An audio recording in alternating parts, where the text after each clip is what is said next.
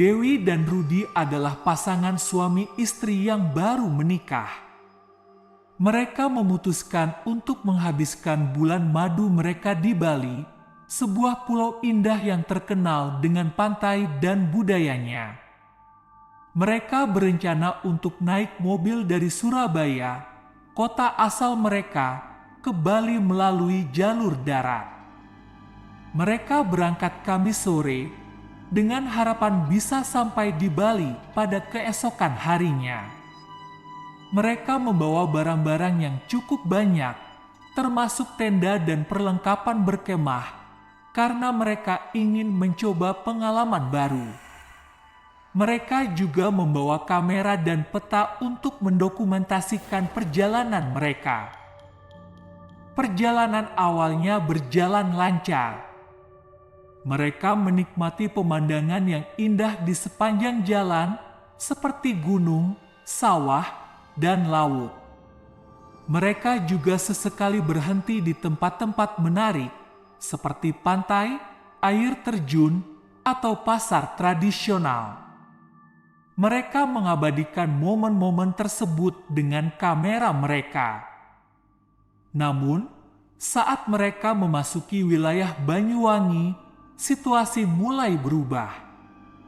Langit yang cerah tiba-tiba menjadi mendung dan gelap. Angin kencang bertiup dan membuat pohon-pohon bergoyang. Suara petir dan guntur terdengar menggelegar. Hujan deras turun tanpa henti. Dewi dan Rudi mulai merasa khawatir. Mereka tidak bisa melihat jalan dengan jelas karena kabut tebal dan air hujan yang membasahi kaca mobil. Mereka juga tidak bisa menghubungi siapapun karena sinyal ponsel mereka hilang. Mereka hanya bisa mengandalkan peta yang mereka bawa untuk mencari arah. Mereka mencoba tetap tenang dan melanjutkan perjalanan. Mereka berharap bisa segera menemukan tempat penginapan atau perkemahan di sekitar sana. Namun, semakin lama mereka berkendara, semakin aneh hal-hal yang mereka lihat. Mereka melihat beberapa orang yang berdiri di pinggir jalan dengan tatapan kosong dan ekspresi mengerikan. Mereka tidak mengenakan baju yang layak, hanya kain-kain compang-camping yang basah dan kotor. Mereka tidak bereaksi ketika mobil Dewi dan Rudi lewat di depan mereka. Mereka juga melihat beberapa bangunan yang tampak tua dan rusak. Beberapa di antaranya bahkan terbakar atau roboh. Mereka tidak melihat tanda-tanda kehidupan di dalamnya, hanya api, asap, dan debu. Mereka tidak tahu apa yang terjadi di tempat itu. Mereka juga melihat beberapa hewan yang tampak ganas dan buas. Hewan-hewan itu tampak berlari-lari tanpa arah atau mengejar sesuatu yang tidak terlihat. Mereka mendengar suara-suara menyeramkan dari hewan-hewan itu. Dewi dan Rudi merasa semakin ketakutan.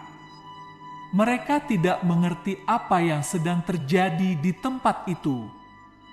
Dewi dan Rudi mencoba mencari jalan keluar. Mereka berharap bisa menemukan jalan raya. Mereka berpikir bahwa mungkin tempat itu adalah daerah terpencil yang terkena bencana alam atau konflik sosial. Namun, semakin lama mereka berkendara, semakin sulit mereka menemukan jalan yang benar. Mereka merasa seperti tersesat di dalam labirin. Peta yang mereka bawa tidak sesuai dengan kondisi sebenarnya. Mereka sering menemukan jalan buntu, jembatan putus, atau papan nama yang rusak. Mereka juga mulai merasakan hal-hal aneh yang terjadi pada mobil mereka.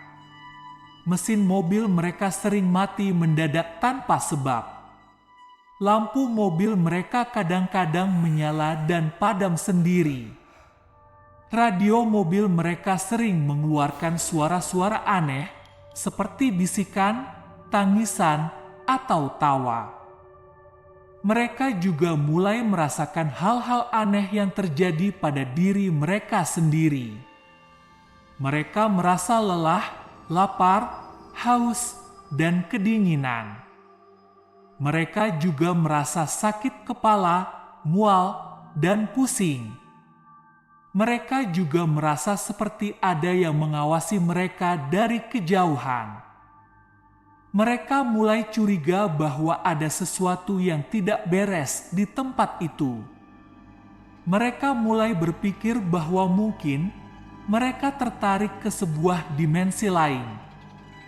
Dimensi yang dihuni oleh makhluk-makhluk halus. Mereka mulai berdoa dan memohon perlindungan kepada Tuhan. Namun, doa dan permohonan mereka tidak terjawab. Malah, hal-hal aneh semakin bertambah dan semakin menakutkan. Dewi dan Rudi mulai melihat sosok-sosok yang menyeramkan di sekitar mereka. Mereka melihat wanita-wanita berambut panjang dan berwajah pucat. Mereka melihat laki-laki berpakaian hitam dan bermata merah yang mengejar mereka dengan pisau. Mereka melihat anak-anak kecil yang tertawa-tawa sambil memegang boneka berdarah. Mereka juga mulai mendengar suara-suara yang menakutkan di dalam mobil mereka. Mereka mendengar bisikan-bisikan yang mengatakan, "Aku akan membunuhmu. Kamu tidak akan pernah keluar dari sini. atau Kamu adalah milikku."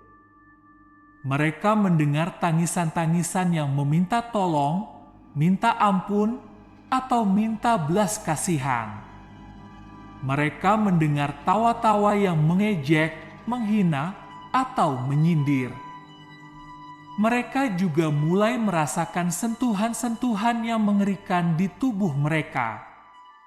Mereka merasakan sesuatu yang mencengkeram leher mereka, mencubit pipi mereka, atau mencakar punggung mereka.